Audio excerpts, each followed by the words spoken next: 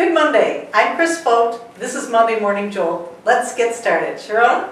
Good morning. This is our 50th show, and with us we have Emily Osbun Bermes, and she's one of the coolest people and one of the most authentic people that I know. In fact, one of her quotes, I use it all the time, which is, she says, "You cannot fake authenticity." So Emily, tell us what you do. Thank you. I am an executive coach, and I own an executive coaching firm that focuses on doing corporate retainers in medium to large organizations. We really get in there and work one-on-one with their top leadership or their leaders in development to help bring out their best in their leadership and their stress levels and their life balance and make them the best that they can be in their jobs. And why are Mondays great for you? Mondays are great for me. Well, I don't think I always thought they were great, but what I've learned over the years is to really use time management, to structure my week so that the best part of my week happens on Monday, so that when I get up in the morning, it's not, oh dread, I have to go do accounting or I have to go to a sales meeting, but it's, I get to go in and do what I love the most, which is the actual one-on-one work with our clients. So I stack the beginning of my week chock full of clients so that I want to go in and I'm excited and I'm anxious to hear what they did the week before, and that's why I love getting up on Mondays. And then using that same philosophy, I really shift the things that I don't like as much, which might be catching up on 87 emails that I haven't gotten to, or some of the more mundane tasks for Friday, so that I'm really motivated to get them done so that I can leave. So I just try to structure my week in a way that brings out the best in me and works with my natural motivation so that I get the most done. And also one thing that I noticed is you have this, what I call the support group.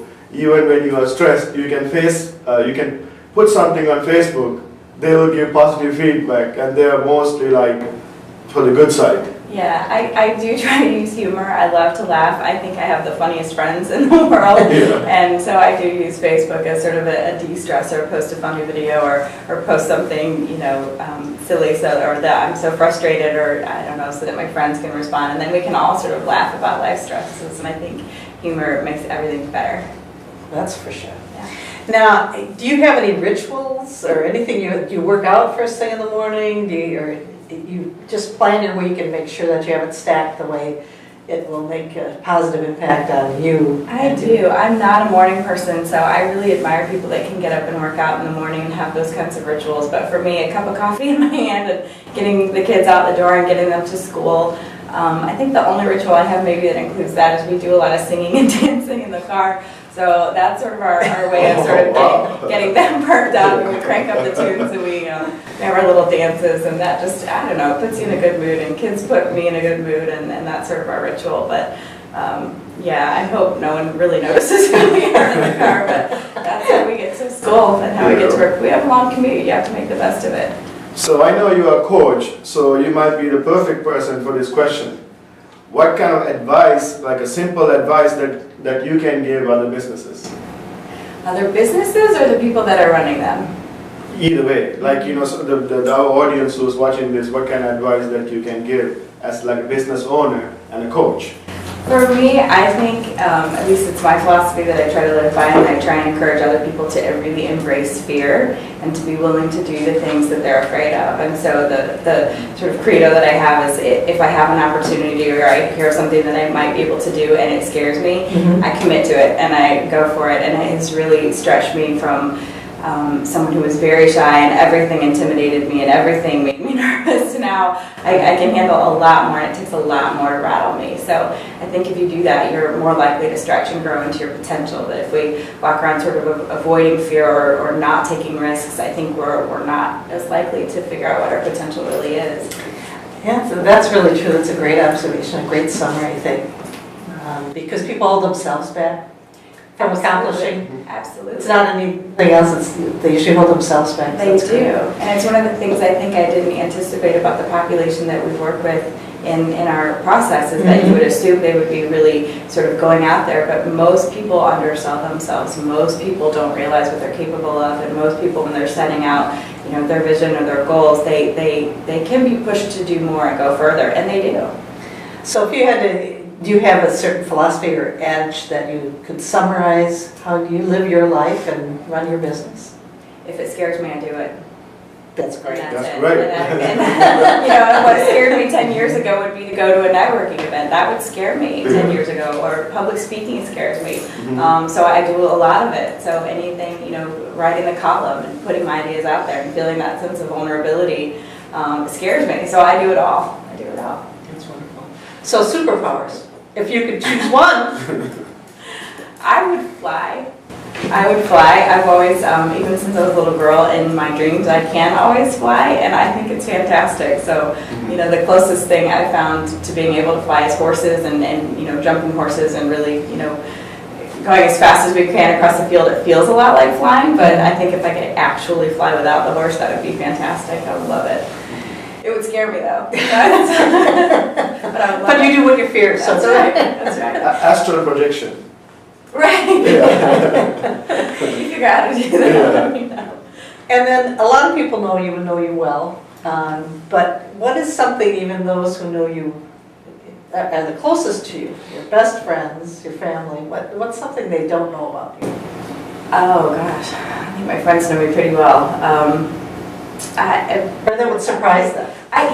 What surprises people the most as I'm getting to know people, if I describe myself as shy or introverted, which I am, they go, no, you're not. Because I have learned to really work with that shyness and still put myself out there and still do the networking and the speaking, but left to my own devices, I'd be home and I'd be, just surrounded by those closest to me. So I really have to push myself to be out in the business community and to act more like an extrovert, because that's what you have to do to accomplish things. But it has taken a lot of work for me personally to work past, some pretty serious shyness so that I can do my job, which is to network and sell and meet people and connect people and all of those things. So how do you recharge though? Because if you go against type, Totally. you drain your batteries. Totally. Well, fortunately, the coaching work itself is one-on-one, so it's draining in other ways, but it's not draining in that introvert-extrovert way. So about half my week, I really am just with one person at a time, and that is so fulfilling